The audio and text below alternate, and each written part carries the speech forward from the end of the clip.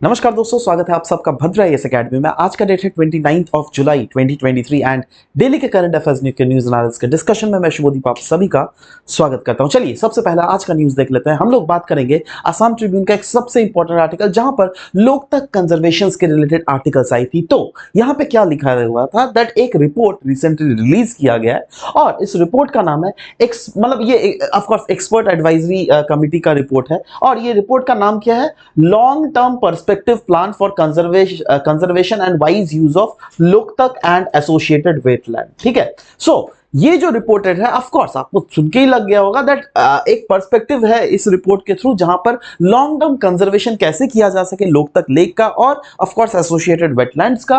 और इसको लॉन्च कहां किया गया था, इंफॉल में, जुलाई 28 में। एंड इसका ओवरऑल मेन फोकस अगर देख लीजिएगा, यस यही है, लोकतक लेक का रिवाइवल करना और कंजर्वेशन करना। इनफैक्ट ये रिपोर्ट काफी ज्यादा वाइटल बोला जा रहा है। क्यों? क्योंकि ये रिपोर्ट जो है ना, it is based on scientific research, scientifically research करके ये रिपोर्ट लाया गया। यही नहीं, लॉन्ग टर्म पर्सपेक्टिव के आधार पर ये रिपोर्ट देखा गया। ऐसा नहीं दैट हाँ 2 दिन के रिपोर्ट के थ्रू हो गया, नो नो नो, एक लॉन्ग टर्म पर्सपेक्टिव देखा गया। और कहीं ना कहीं यहां पे आप देख रहे हैं कम्युनिटी पार्टिसिपेशन को यहां पर इंश्योर किया गया है, जिससे ओवरऑल ये रिपोर्ट ज्यादा होलिस्टिक हमें देखने को मिल रहा है। यही नहीं, it also there is also restoration of lake ecosystem. मतलब ये तो काम करेगा ही, बट मेक श्योर करेगा दैट ओवरऑल लोकतक जो लेक है वो लेक ओवरऑल रिस्टोर हो सके। That is restoration of lake ecosystem. Ecotourism को भी कैसे इस रीजन में प्रमोट किया जाए, लाइवलीहुड कैसे ओवरऑल इंप्रूव किया जा सके। एंड इसी के कारण it has called for scientific intervention. मतलब ये रिपोर्ट लाया कैसे गया, ऑफ कोर्स जैसे कि मैंने पहले ही बोला दैट साइंटिफिक रिसर्च, तो साइंटिफिक रिसर्च कैसे हो सकता है, ऑफ कोर्स साइंटिफिक इंटरवेंशन के थ्रू। यही नहीं, बेटर गवर्नेंस के थ्रू। और कम्युनिटी पार्टिसिपेशन एक बहुत ही इंपॉर्टेंट पिलर है, जिसके बिना कोई भी रिपोर्ट का एग्जैक्ट ट्रांसपेरेंट एंड होना थोड़ा मुश्किल होता है। यही नहीं, कांस्टेंट मॉनिटरिंग भी की गई थी फुमदीस के थिकनेस। फुमदीस पता है क्या होता है? लोकतक लेक में जो फ्लोटिंग ग्रासेस होती है ना, उन्हीं को फुमदीस कहते हैं, है ना। तो उनकी भी थिकनेस की कांस्टेंट रिसर्च करके फाइनली ये रिपोर्ट को निकाला गया था। नेक्स्ट जो बहुत ही ज्यादा इंपॉर्टेंट न्यूज है वो असम ट्रिब्यून से लिया गया है। यहां पे हम लोग बात करेंगे बिग कैट अलायंस के बारे में, जो क्या इंडिया के द्वारा लॉन्च किया गया है, इंटरनेशनल बिग कैट अलायंस, जिससे इंटरनेशनल, ध्यान से देखना, जिससे बड़े बड़े जो 7 कैट स्पीशीज है ना, उनको कैसे बचाया जा सके ना। बिग कैट स्पीशीज में कौन कौन आता है? इसमें आता है jaguar, puma, leopard, lion, tiger, cheetah और स्नो लेपर्ड। नाउ इन सारे 7 के 7 जो बिग कैट स्पीशीज है, उनमें से याद रखिएगा अभी जो मैं आपको बोल रहा हूं बहुत ज्यादा इंपॉर्टेंट है। पहली बात तो ये जो पूरा न्यूज है, इसी में मैं 5 स्टार लगा दे रहा हूं। मतलब ये न्यूज अपने आप में बहुत ज्यादा इंपॉर्टेंट है। There is very high chance of coming directly question from this very thing, right. एक बात। दूसरा, आपको समझना पड़ेगा दैट इन सारे बिग कैट स्पीशीज में कौन कौन से ऐसे बिग कैट स्पीशीज है जो क्या इंडिया में नहीं मिलते हैं। आउट ऑफ 7, जैगवार और प्यूमा, ये दोनों, प्यूमा वही जो जूता वाला ब्रांड है ना, वही वाला है ना। सो प्यूमा और जैगवार कार वाला ब्रांड है ना, और प्यूमा जूता, तो ये दोनों जो है ब्रांडेड एनिमल्स यहां पर नहीं मिलते, वो याद रखिएगा, ठीक है। ओके, चलो आगे बढ़ते हैं। अच्छा, इस रिपोर्ट के बारे में अगर बात करें, यस, ये रिपोर्ट कहीं ना कहीं ऑफ कोर्स इंस्पायर लिया गया बाय प्रोजेक्ट टाइगर, जिसके कारण एक बहुत ही बड़ा कंट्रीब्यूशन इंडिया के द्वारा पे किया जाता है दुनिया को। दैट इज, इंडिया अगर देख लीजिएगा, दुनिया में 70% जो टाइगर स्पीशीज है ना, वो इंडिया में है। और अभी ये कौन सा इंटरनेशनल कोएलिशन है, याद रखिएगा, बिग कैट अलायंस। क्या लिखा हुआ है? ये international big cat alliance for conserving 7 big cats. अभी जो ये प्रोजेक्ट टाइगर था इंडिया में, वो सिर्फ और सिर्फ टाइगर के लिए था। Other big cat species, jaguar, puma या फिर स्नो लेपर्ड, लायन, इस सब के लिए नहीं था। Project tiger was only for tiger. और उस प्रोजेक्ट टाइगर के थ्रू कहीं ना कहीं हम लोग को देखने को मिला है दैट यस, टाइगर की पॉपुलेशन बहुत ज्यादा हमें बढ़ता हुआ दिख रहा है। इनफैक्ट ये जो IBCA, that is international big cat alliance, इसको हम लोग शॉर्ट फॉर्म में आईबीसीए भी बोल सकते हैं। सो ये जो आईबीसीए, ये फोकस करती है ऑन प्रोटेक्टिंग एंड कंजर्विंग की बिग कैट स्पीशीज, जिसमें ये सारे बिग कैट स्पीशीज जो कि हम लोगों ने साथ के साथ डिस्कस किया आपको। नहीं, यही नहीं, ये जो अलायंस है कहीं ना कहीं सीख कर रहा है to bring together countries, conservationist and experts from around the world से जो एक्सपर्ट्स है, कंजर्वेशनिस्ट है, उसको बुलाया जा रहा है जिससे वो कोलैबोरेट कर सके ऑन कंजर्वेशन एफर्ट्स। यही नहीं, बोला जा रहा है दैट इस इंटरनेशनल बिग कैट अलायंस के थ्रू इंडिया होप कर रही है दैट कहीं ना कहीं ये जो नॉलेज शेयरिंग हो या फिर एक्सपर्टाइज शेयरिंग हो या फिर बेस्ट प्रैक्टिसेस की शेयरिंग हो, हम लोग सिर्फ हर एक कंट्री के साथ, दुनिया में हर एक कंट्री जहां पे ये बिग कैट स्पीशीज है उन सब के साथ किया जा सके। स्पेसिफिकली वैसे कंट्रीज जहां पे सिग्निफिकेंट बिग कैट पॉपुलेशन है बट जहां पर मतलब जहां पर जो रिसोर्सेज है उनको इन सब के एक्सेसिबिलिटी की वो कम है, राइट। तो उसमें कौन कौन से कंट्री आते हैं? इंडोनेशिया, ब्राजील और साउथ अफ्रीका। ठीक है, चलो अब हम लोग नेक्स्ट न्यूज में मूव ऑन कर रहे हैं। हम लोग बात करेंगे यहां पर इंडिया एआई के बारे में।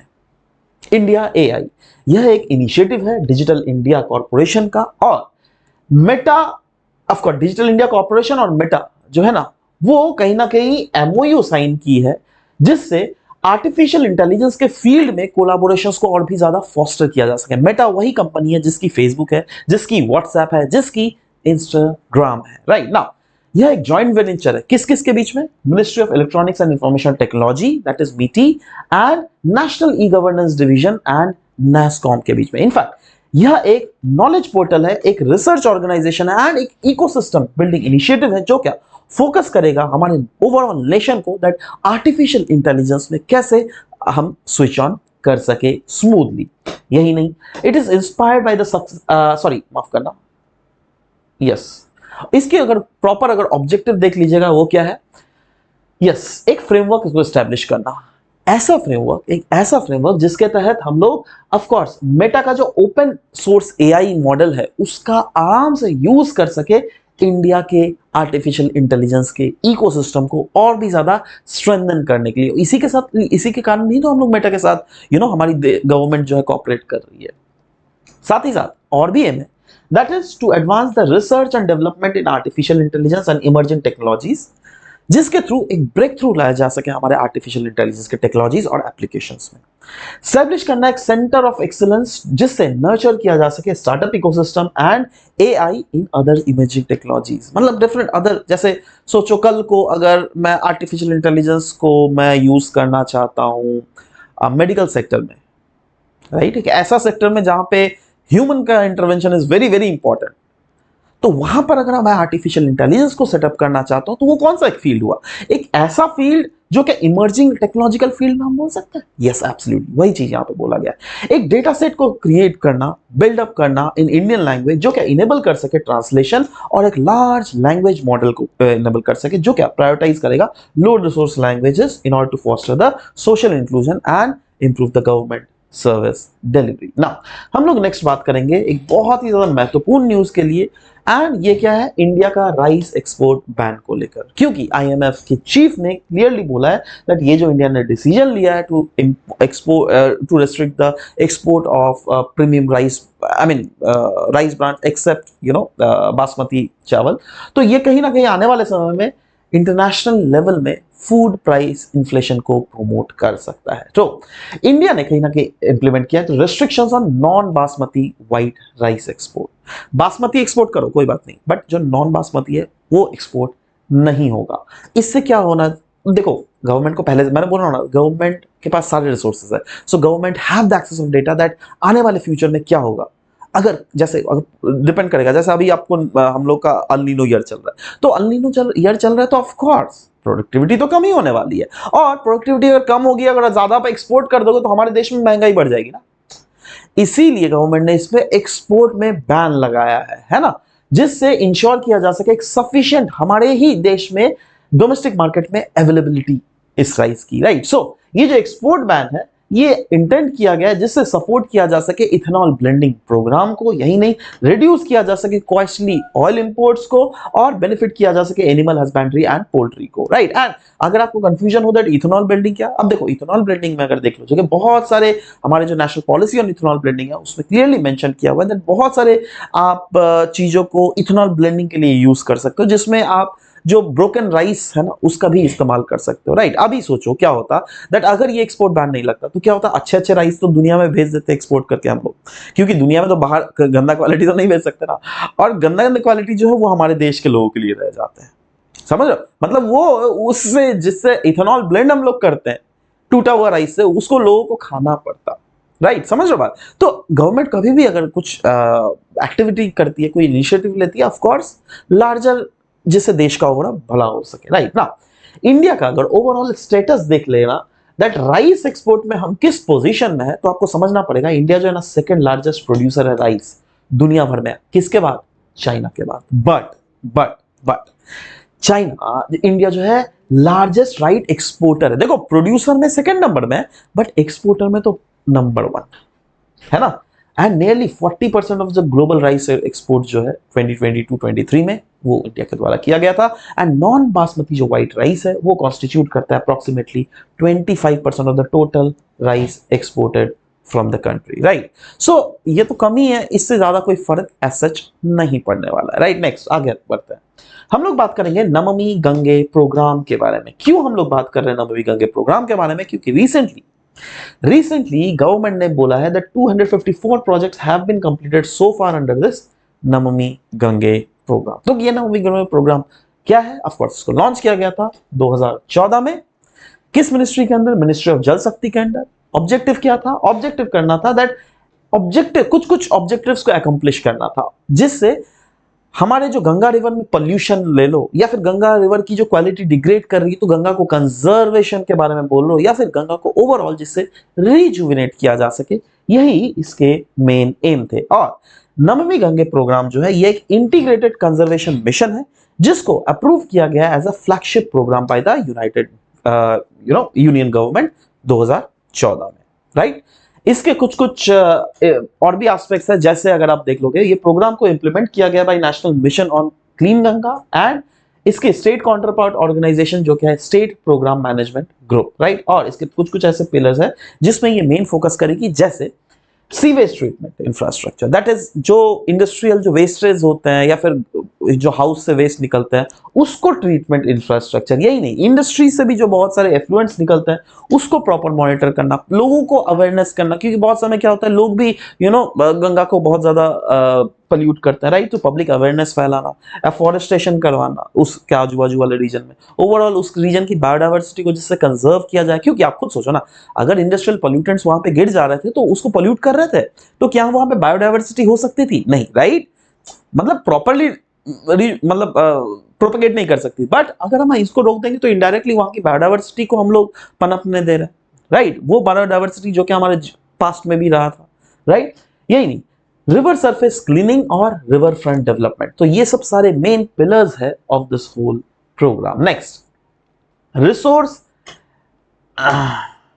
Resource efficiency and circular economy industry coalition. देखो रिसोर्स एफिशिएंसी और सर्कुलर इकोनॉमी कोएलिशन जो है उसको रिसेंटली लॉन्च किया गया था, तो उसी के बारे में डिस्कस करते हैं। कहां पर लॉन्च किया गया था? चेन्नई, तमिलनाडु में।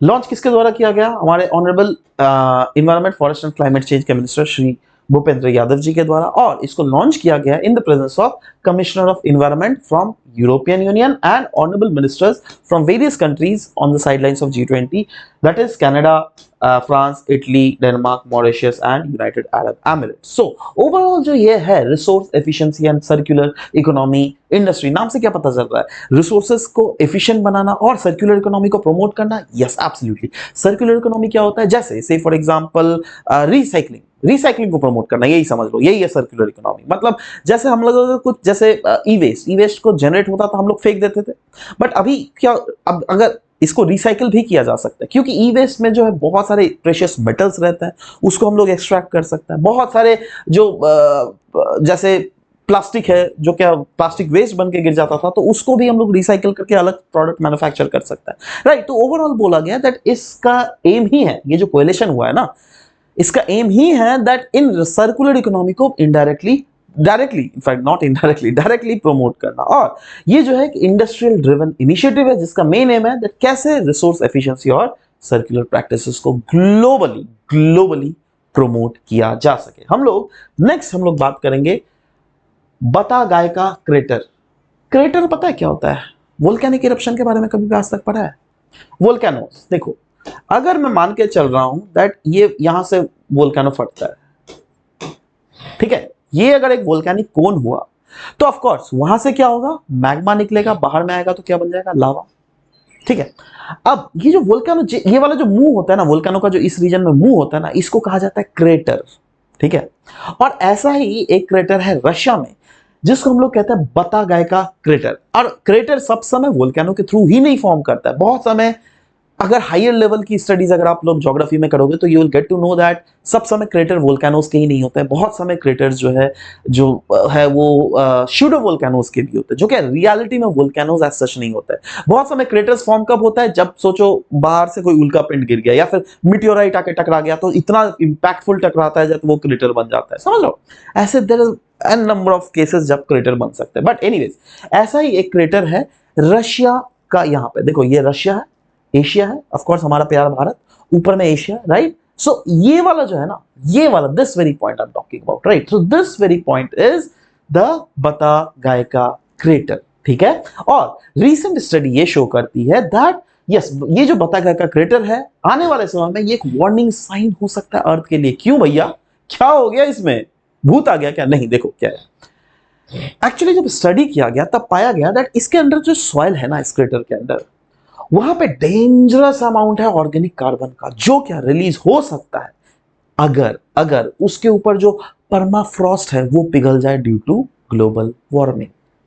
और वो अगर ऐसा कांड अगर हो गया तो भाई बहुत ही ज्यादा ग्लोबल वार्मिंग के एक्सटेंट्स बढ़ सकते हैं। क्यों? क्योंकि ये ऑर्गेनिक कार्बन जो है अल्टीमेटली रिलीज होगा, जो कि कार्बन की जो मात्रा है हमारे एटमॉस्फेयर में बढ़ा देगा, एंड इवेंचुअली ग्लोबल वार्मिंग जो है वो ऑफ कोर्स फैल सकता है। क्यों? क्योंकि ग्रीन हाउस इफेक्ट गैसेस जो है वो उसकी मात्रा बढ़ जाएगी इनडायरेक्टली, राइट। सो ये वर्ल्ड का लार्जेस्ट परमाफ्रॉस्ट क्रेटर है, याद रखिएगा। ये आपको इसलिए मैंने लिखवा रहा हूं क्योंकि yes, this might be in your next year prelims as well, that recently Batagaika crater was in news. तो बताओ ये कौन सा कंट्री में? एक तो ये बोला जा सकता है, या फिर स्टेटमेंट वाइज क्वेश्चंस में ये लोग घुसा सकते हैं दैट यस, दे बताओ भाई ये वर्ल्ड का लार्जेस्ट परमाफ्रॉस्ट क्रेटर है, तो ये भी सही है। एंड ये एक 1 किलोमीटर लॉन्ग क्रेटर है रियलिटी में। एनीवेज नेक्स्ट हम लोग बात करेंगे एक बहुत ही ज्यादा अगेन इंपॉर्टेंट न्यूज, हम लोग बात करेंगे यहाँ पे वर्ल्ड सिटी कल्चर फोरम के बारे में। क्यों न्यूज में था पता है? क्योंकि हमारे इंडिया से एक major city that is Bengaluru, yes, Bengaluru ना जो है वो पहला इंडियन सिटी बन गया, पहला, बहुत ज्यादा इंपॉर्टेंट है, अगेन मैं बता रहा हूं, पहला इंडियन सिटी बन गया है जिसने ज्वाइन किया है वर्ल्ड सिटी कल्चर फोरम को, जो क्या एक ऑर्गेनाइजेशन है जिसको फाउंड किया गया था 2012 को and by the office of mayor of London. So ये वर्ल्ड सिटीज कल्चरल फोरम जो है इसको एस्टैब्लिश किया गया था 2012 को।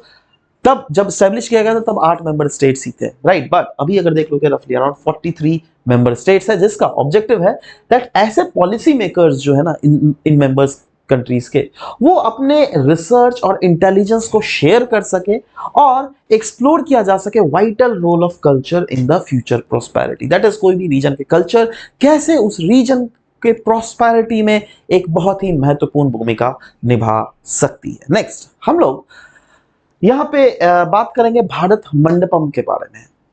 ये वैसे कल का भी न्यूज में था। सो या व्हाट इज दिस? देखो, प्राइम मिनिस्टर नरेंद्र मोदी जी ने इनॉग्रेट किया था इंटरनेशनल एग्जीबिशन कम कन्वेंशन सेंट्रल कॉम्प्लेक्स, जिसको हम लोग बोल रहे हैं भारत मंडपम। याद रखना, बहुत ज्यादा इंपॉर्टेंट है। क्यों इंपॉर्टेंट है? क्योंकि इसके हिस्टोरिकल एस्पेक्ट भी मैं पढ़ाऊंगा, है ना। तो देखते हैं, देखो ये जो IECC that is international exhibition come convention centre, ये एक ऐसा सेंटर है जो कि इंडिया का, जी हाँ, इंडिया का लार्जेस्ट माइस डेस्टिनेशन हो सकता है। माइस बोले तो MIC ही बोले तो meeting, incentives, conference and exhibition. मतलब ये एक ऐसा रीजन है जहां पे ये एग्जीबिशन ले लो, कॉन्फ्रेंस ले लो, मीटिंग्स ले लो, कुछ भी कंडक्ट किया जा सकता है इंटरनेशनल लेवल का, राइट। एंड यहाँ पे state of the art facilities है, यहाँ पे अगर कन्वेंशन सेंटर है, एग्जीबिशन हॉल्स है, एम्पी थिएटर है, राइट। एंड ये इनकॉर्पोरेट करती है एलिमेंट्स फ्रॉम द इंडिया का ट्रेडिशनल आर्ट एंड कल्चर, जो क्या रिप्रेजेंट करती है नेशन का rich heritage and modern achievement. ये जो ओवरऑल टर्म देख लोगे भारत मंडपम, ये डिराइव ही किया गया है लॉर्ड बसवेश्वरा के कॉन्सेप्ट, जिसका नाम है अनुभव मंटपा। अब ये अनुभव मंटपा का जो कॉन्सेप्ट था ना, ये ट्रेडिशंस, ये 12th सेंचुरी इंस्टीट्यूशन है ना। ये कौन सा इंस्टीट्यूशन है? देखो, बेसिकली ये जो अनुभव मंटपा है, ये इसको कंसिडर किया जाता था one of the earliest parliaments Indian history में, राइट। एंड क्यों यहां पे जो है ना, पोएट्स की बात करें या फिर सोशियो स्पिरिचुअल रिफॉर्मर्स की बात करें, जिनको शरणास भी कहते थे, वो डिस्कस और डिलिब्रेट करते थे वेरियस रिफॉर्म्स उसके समय। तो ओवरऑल आज के सेशन में guys, this was all about the discussion. Line भी चला गया, so anyways this was all about it. Thank you guys, thank you very much.